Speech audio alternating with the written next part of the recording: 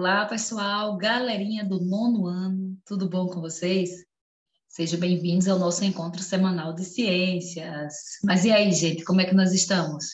Essas aulas presenciais, maravilhosas, né? Estou com saudade? E você que está remoto, né, que está presencial, está trocando, ou você, então, né, que só está em casa acompanhando pelas videoaulas ou estudo dirigido, né? Mas tudo faz parte, né? No momento, tudo faz parte. Então, sejam bem-vindos. Gente, nas últimas aulas nós falamos sobre a origem da vida, falamos sobre as ideias evolutivas, né? Evolucionistas. E agora nós vamos dar sequência, vamos falar sobre a biodiversidade. Então, vocês sabem que nosso livro é nossa principal fonte de consulta no momento. Então, vocês vão pegar o livro, que é para a gente dar sequência ao nosso trabalho. Vamos falar sobre a importância da biodiversidade e das unidades de conservação. Então, nós seguiremos da página 84 à página 92, falando sobre esses temas. Olha aí, na abertura do capítulo, biodiversidade e sustentabilidade. São nomes comuns, né? Vocês saberiam dizer o que é biodiversidade? A que se refere? E a sustentabilidade? Sim ou não? Vamos lá, vamos dar sequência. Observe a imagem maravilhosa. E alguém está fotografando aí, né? Vamos ler a legenda da imagem. Turista fotografando paisagem natural em trilha do Parque Estadual do Rio Doce, em Marliéria, em 2018. Lindo, não é? Olha a vegetação maravilhosa, muito bonita. O turismo ecológico ou ecoturismo é uma atividade econômica que aproveita os recursos naturais e culturais de forma sustentável e incentiva a consciência ambiental. Eu adoraria visitar esse lugar. Todos os ambientes onde existe uma rica vegetação, eu gosto demais de estar presente. Gosto demais de visitar. E você? Você gosta também? Ou não? Prefere mais a paisagem cultural, não é? Do que a paisagem natural? Gente, todas as ações humanas causam alterações no ambiente. Lógico, né? Não é no ambiente que a gente vive, né? Entre as atividades que podem gerar sérios impactos ambientais e sociais estão o desmatamento para a construção de moradias e estradas, a caça, a pesca e a coleta de partes de plantas como frutos, flores e sementes. Para evitar que essas ações esgotem os recursos naturais, é preciso planejar a melhor maneira de utilizá-los. Esse tipo de planejamento que se preocupa em atender às necessidades da geração atual, sem prejudicar as necessidades das gerações futuras, é chamado de desenvolvimento sustentável. Veja um exemplo de atividade sustentável na próxima figura anterior, não é? A atividade sustentável. A turista está visitando o ambiente aí natural. Nós já falamos aqui, né, anteriormente aqui no texto, que faz parte da economia, não é? Olha aqui. É uma atividade econômica que aproveita os recursos naturais e culturais de forma sustentável. Gente, mas a questão vamos ver as questões? O que é biodiversidade? E por que ela é importante? Quais as principais ameaças à biodiversidade?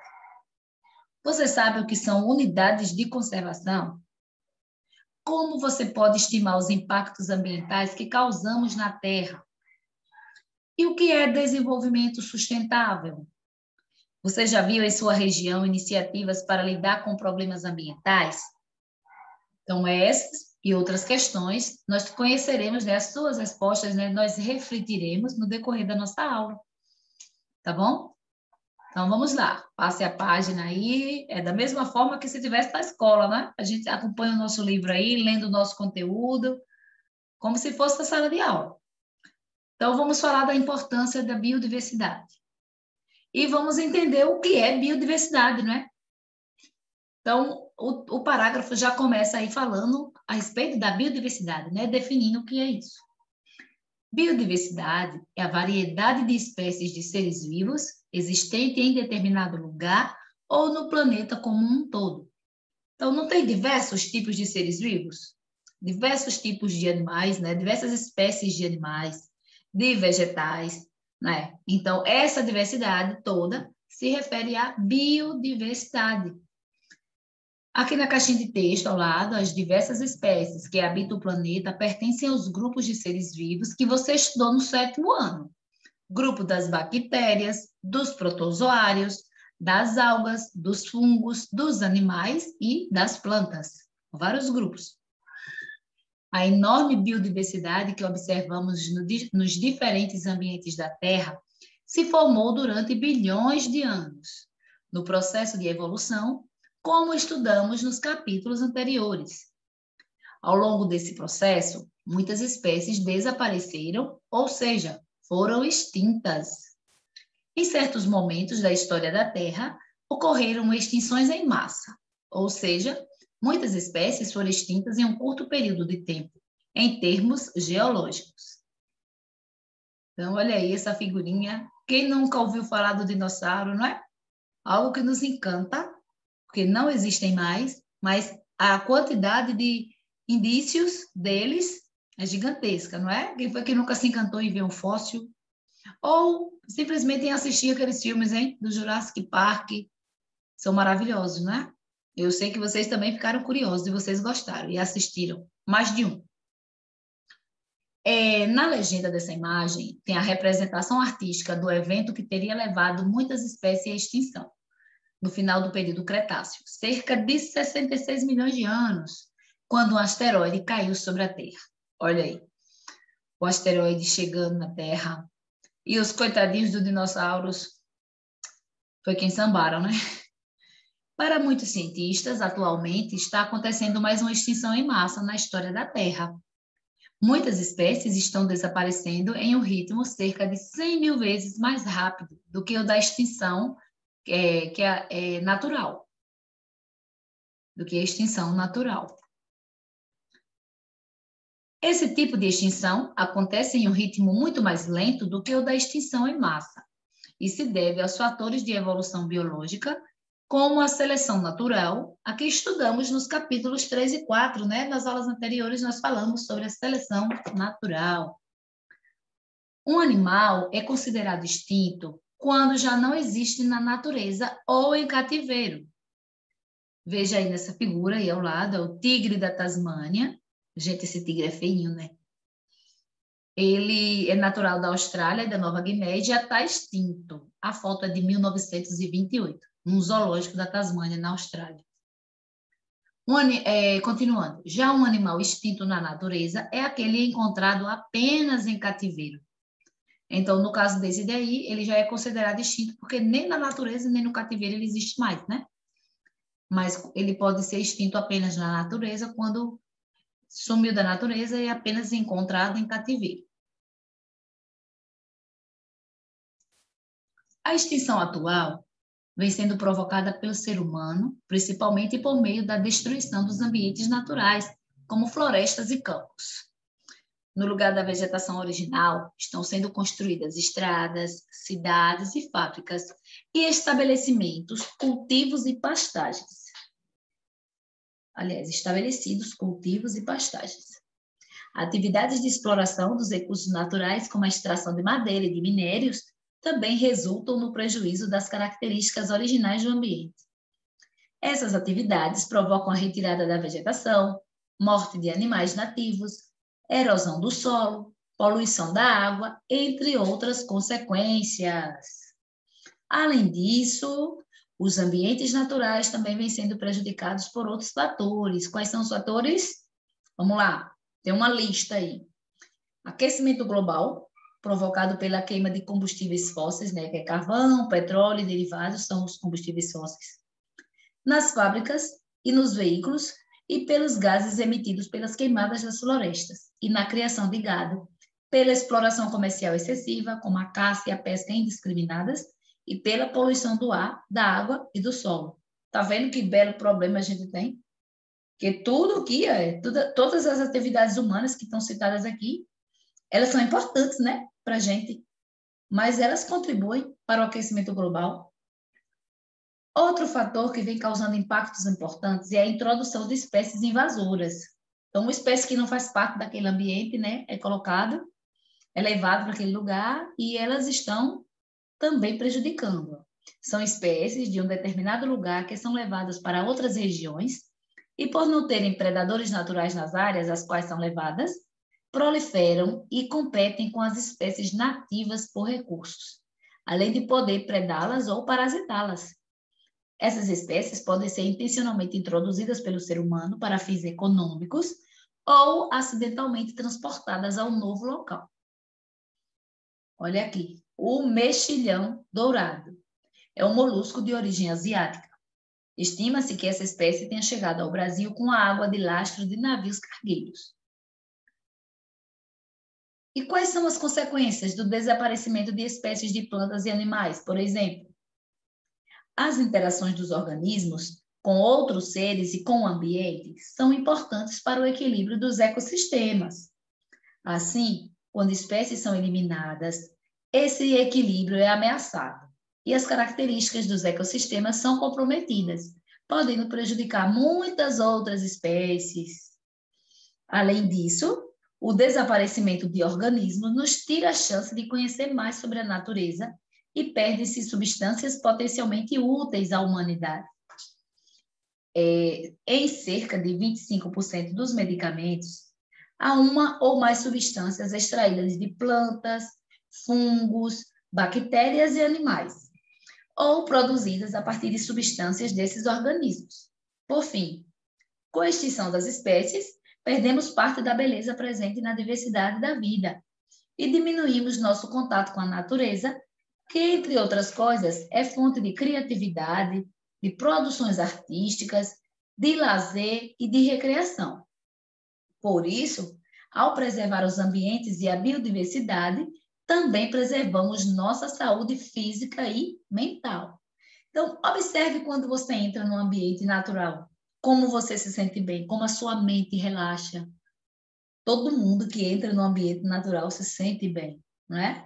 Então, é muito importante cuidar desses ambientes para que a gente possa sempre ter essa oportunidade de estar visitando esses lugares. Continuando, a destruição dos ecossistemas naturais coloca em risco também a sobrevivência dos povos que dependem diretamente dos recursos disponíveis nesses ambientes. São os chamados povos e comunidades tradicionais. São grupos, né, com hábitos culturais característicos que possuem formas próprias de organização social e utilizam conhecimentos e práticas gerados e transmitidos pela tradição.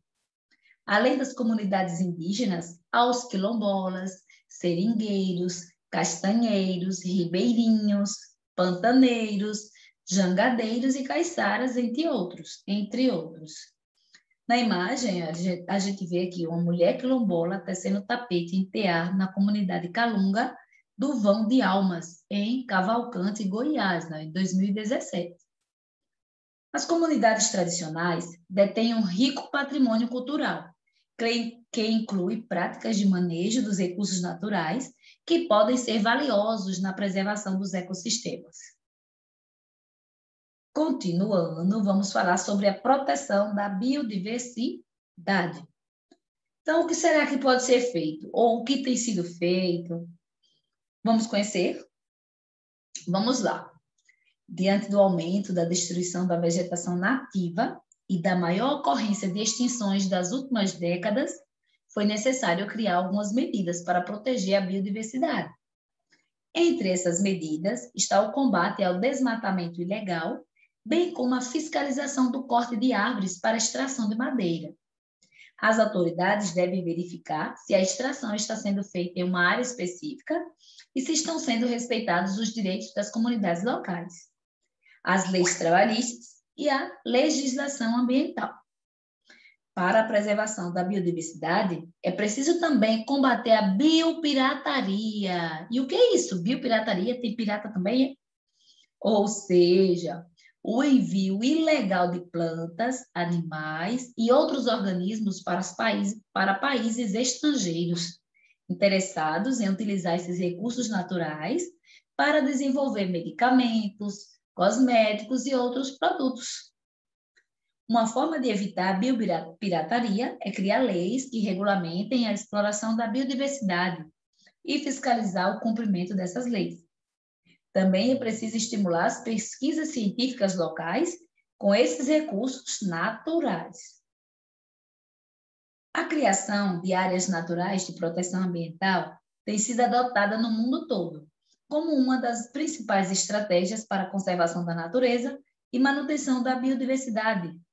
Essas áreas visam preservar o equilíbrio ecológico que permite a sobrevivência de todas as espécies, inclusive da espécie humana. Vamos conhecer a seguir os principais tipos de unidades de conservação brasileiras. Vamos lá. Unidades de conservação. E o que são unidades de conservação? São áreas naturais com restrições de usos regulamentadas e protegidas por lei. Aqui em Sergipe, aquela que fica lá em Itabaiana, né? A Serra de Itabaiana, é uma unidade de conservação. E aqui no nosso município, gente, será que nós temos unidades de conservação? Tem algum lugar aí que é protegido? Que não pode ser destruído, que ainda tem o restinho, né? Porque já cortou quase todas as matas, né? Mas que ainda tem alguma parte de mata. Várias regiões aqui próximo de nós, né? Existem essas áreas que são reservas, que não podem ser derrubadas, né? Que são protegidas e fazem parte dessas unidades de conservação.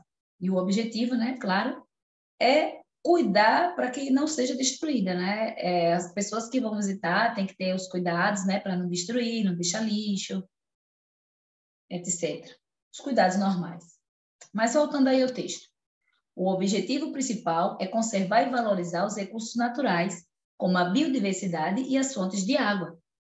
Além de beneficiar algumas comunidades tradicionais que dependem diretamente dos recursos naturais, as unidades de conservação beneficiam toda a sociedade, uma vez que os ambientes naturais são importantes para o fornecimento de água, o controle da poluição, a conservação do solo, entre outros.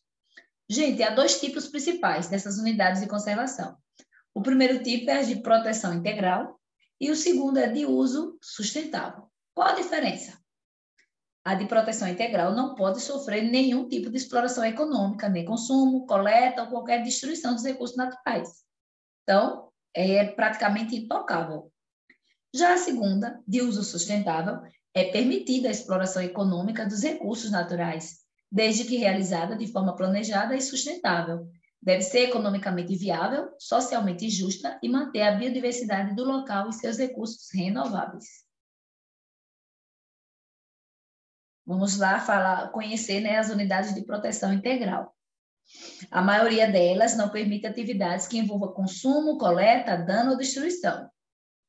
Aí vamos aqui ver as categorias dessas unidades, de acordo com o Instituto Brasileiro do Meio Ambiente e dos Recursos Naturais Renováveis, que é o IBAMA.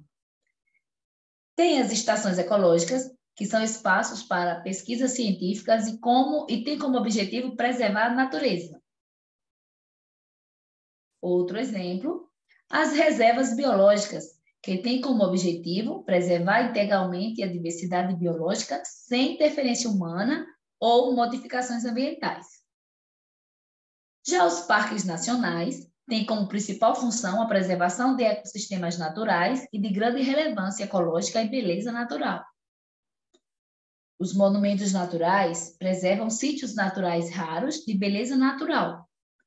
Veja que são nomes diferentes e às vezes a gente pensa que é tudo igual, não é?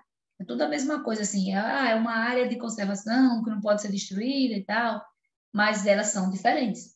Então, monumento natural é uma coisa, parques nacionais é outra coisa, estações ecológicas, reservas biológicas, todas são diferentes umas das outras, né? Tem suas características específicas. Olha outra aqui. Refúgio de vida silvestre tem a função de proteger os ambientes naturais que assegurem condições de sobrevivência ou reprodução de espécies locais ou migratórias. Então, todos esses termos dessas unidades de conservação, eles são distintos, né? São diferentes em cada um deles, a situação é diferente. São parecidos, né? Porque são de cuidado com o ambiente, mas têm as suas distinções. Agora, as unidades de conservação de uso sustentável. Essas aí podem ter a forma econômica, né? O uso econômico. Mas vamos lá. De forma geral, permite a coleta e uso de recursos naturais, desde que seja assegurada a renovação desses recursos, além de permitir a ocupação humana. Veja as suas categorias de acordo com o IBAMA. Então, essas unidades também têm as suas categorias. As áreas de proteção ambiental são áreas extensas nas quais é permitida a ocupação humana, desde que haja uso sustentável dos recursos naturais e proteção e conservação da flora e fauna e dos recursos estéticos ou culturais da região. A próxima categoria é a floresta nacional, é FLONA. É uma área com cobertura florestal de espécies predominantemente nativas em terras públicas. Olha aí. Tem vários exemplos aí, você pode seguir lendo, fazendo a leitura, certo? E por último vem, aliás, por último não, quase por último, vem ainda a reserva extrativista, que é RESEX, é uma área utilizada como comunidades extrativistas tradicionais que complementam sua subsistência com a agricultura e a criação de animais de pequeno porte. E agora, olha aí mais, a reserva de fauna, que é de domínio público e abriga populações de animais residentes ou migratórios, servindo para pesquisas. Reserva de desenvolvimento sustentável, que abriga comunidades tradicionais, que exploram os recursos naturais de forma sustentável e adaptada às condições ecológicas da área. É a reserva particular do patrimônio natural, que é uma unidade de conservação particular, criada em área privada. E a área de relevante interesse ecológico, que tem pequena extensão, pouca ou nenhuma ocupação humana e abriga espécies regionais raras. Então, nós acabamos de falar, né, sobre as unidades de conservação e suas várias categorias. Tanto aquelas que são fechadas, né, que não permite, que é de proteção integral, né, que não permite o uso, não permite visitação, e quanto as outras, né, de uso sustentável, que dá para conciliar uma coisa com a outra. Vamos para a nossa atividade? Olha aí, pessoal. Nós temos as questões da 1 a 4. Vou responder a primeira com vocês, né? E as próximas, vocês responderão sozinhos aí, consulta o livro e aí, se a dúvida persistir, procure o professor da turma, tá bom? Então, vamos lá. A primeira questão.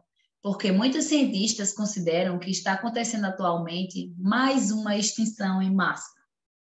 Nós vimos lá no início, né, quando começamos o conteúdo, por que eles consideram que está acontecendo extinção em massa? Lembra lá que com os dinossauros ocorreu a extinção em massa, quando o asteroide, né, se chocou com a Terra e acabou levando os dinossauros à morte, mas que é a extinção. Mas por que eles acham que está acontecendo agora? Eles observaram que tem organismos, né, que tem espécies que estão também sumindo, não é? Do planeta. Então, vamos responder aí a primeira. Porque muitas espécies estão desaparecendo. E isso está acontecendo em um ritmo bem mais rápido, muito rápido, como ocorre em uma extinção em massa. Então, como é rápido e eles estão desaparecendo, eles consideram extinção em massa. As outras questões aí, espécies invasoras, vamos lembrar o que foi que a gente viu, povos e comunidades tradicionais, também nós falamos, não é?